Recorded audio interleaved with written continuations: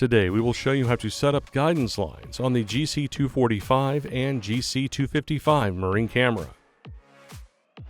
For this video, we will be using a GC245 camera and GPS map 8612 XSV, but the process is the same with a GC255. Before we begin, you will need to have your camera mounted in the correct position. Please refer to your camera's installation manual for instructions. Then, from the video screen, select Options. Toggle Guidance Lines on.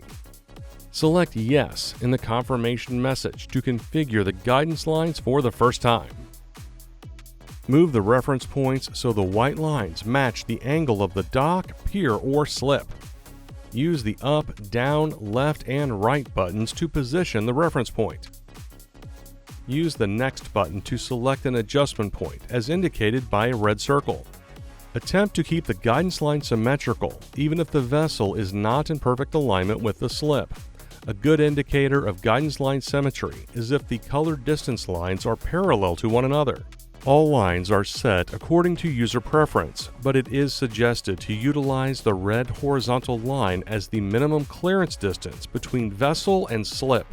Reposition the vessel as needed to set the red line at a distance you are comfortable with. Make adjustments to all 4 points.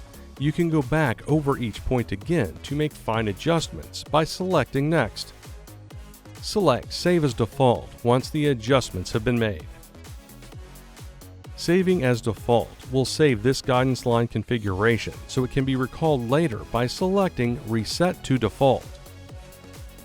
And that's it. Thanks for watching.